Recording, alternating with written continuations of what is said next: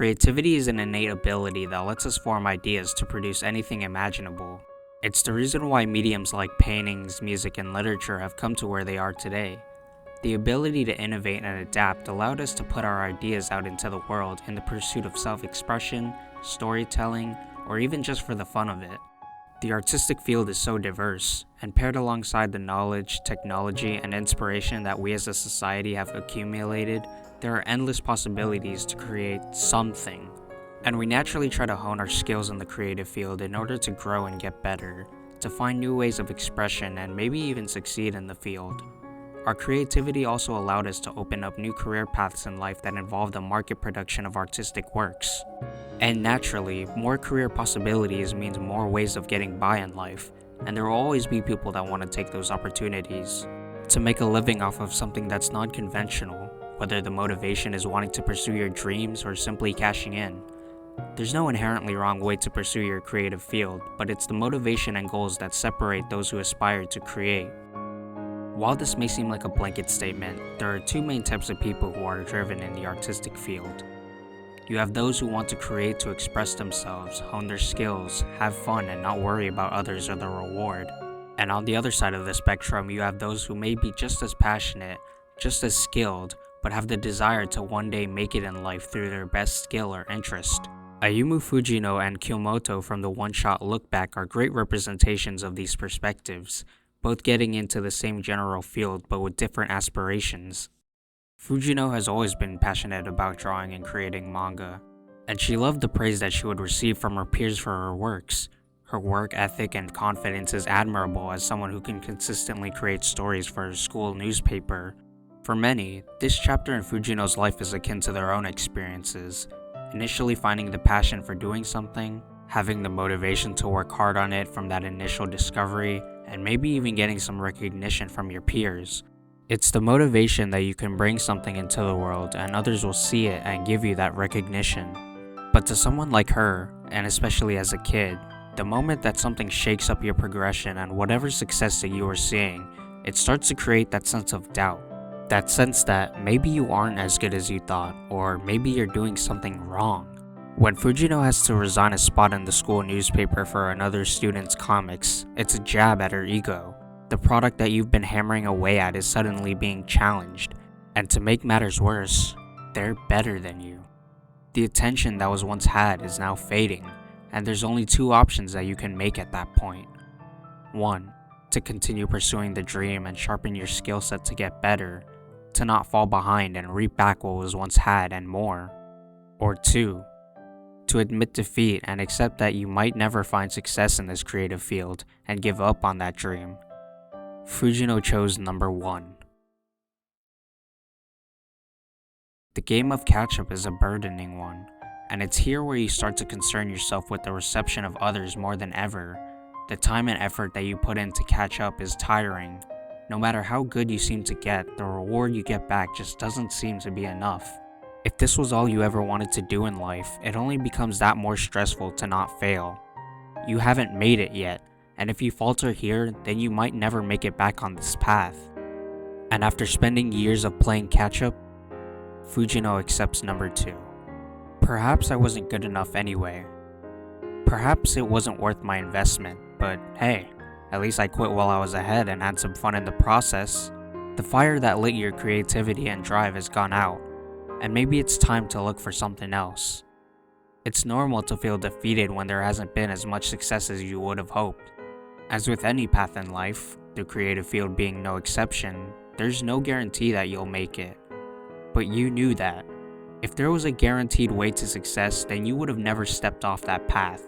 But it's because of our significant motivation of reward that we cannot see the fruits of our labor, at least in the ideal view that we would have wanted. Despite that though, there's this nagging feeling to try again, but maybe you just can't flip the switch yet. And for the people that do get to turn on that switch, the process starts again.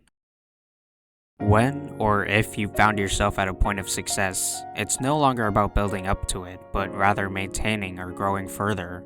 People that keep this in mind are ones that have the knowledge of how to appease to the people, how to get eyes on them, hopefully without sacrificing much of their own artistic intent. They polished their craft in a way that made their artistic ability better and made people tick. As Fujino finally becomes the successful manga artist that she was always dreaming to be, she gets to produce a long-running series.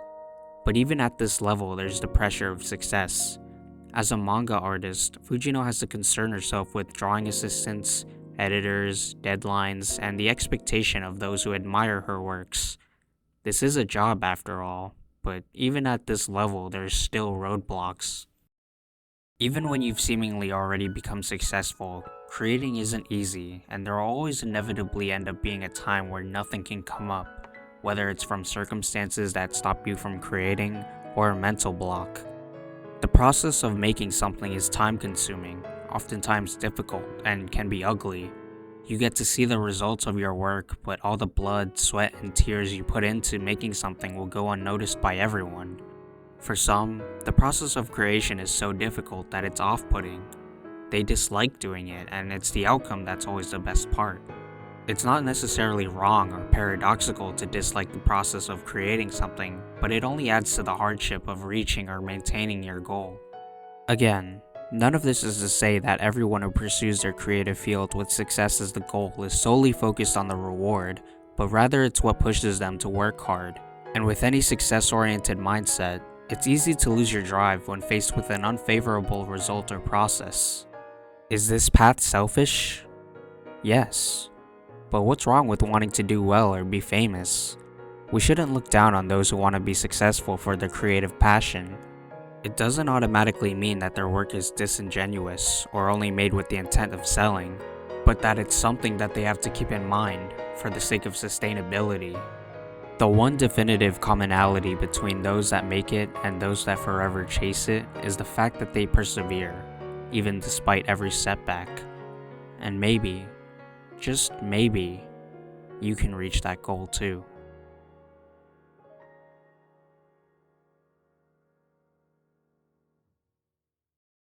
Kyomoto has always been the shut-in type and adverse to people, but this didn't do anything to inhibit her passion for drawing. The quality of her drawings is amazing, and when she finally gets a chance to show others her art in the school newspaper, suddenly it's the new talk of the town.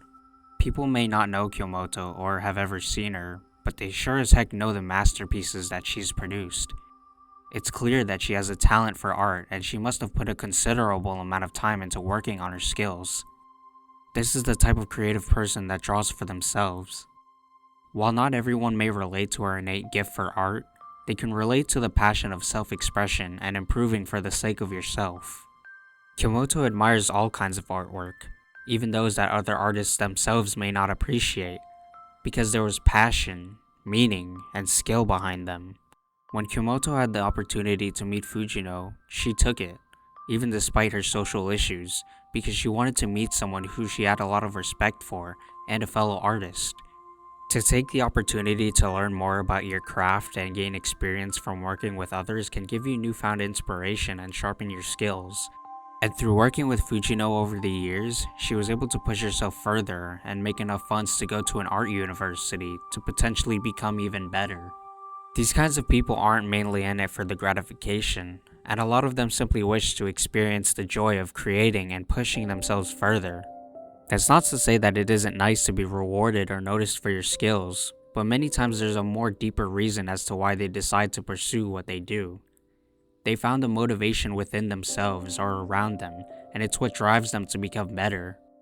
The work may get tough, but as long as you still have the passion to keep pursuing, you can find a way around or through it. You may not become as famous for your work, but as long as you're happy with the pieces or progress that you've made or want to strive for, isn't that really what matters most?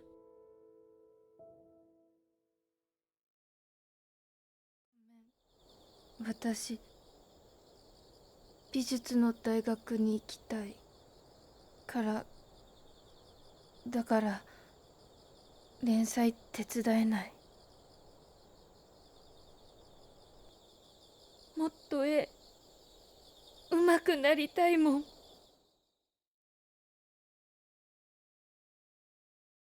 The point isn't that the creative field is black and white, but it's mixed in between all of the gray area. No person is better than the other for the ideals and values that they hold, the motivation behind why they chase what they do, or the end goal. Creativity is such an open field because of the many people that come from different backgrounds trying to achieve a different goal. It wouldn't be fair to discredit the hard work and skills of people who have chased success, just as it wouldn't be fair to discredit the people who have a knack for creating but decide not to turn it into a career for whatever the reason. Everyone has their own path to creating, and the only person that can truly decide whether they've taken the wrong path is themselves, through the countless hours, days, or years that they've ventured on it. And no matter what path that you're on, you'll inevitably run into the hurdles that plague life in general. Why do we continue to create when there's so much hardship involved? Why is it that we can continue to pursue something when we see little return for ourselves or from others? There's no way that we could possibly know if our time spent was worth it for our sustainability or impact on the world. For every famous artist, there's someone cooped up in their bedroom, working hard for themselves, and for every person that's chasing their dreams, there are people who have stopped running. And for every Kyomoto, there is a Fujino. There is proven success in the creative fields, but not everyone makes it, whatever making it is considered to you. What motivates you to write, draw, or edit? You might be at a crossroads and hesitant to put in the time into pursuing what you love, or you may have abandoned that path because you saw that there was no point in continuing. If there's anything that can get you back on track to that path, or help you from falling off, maybe ask yourself, why do you create?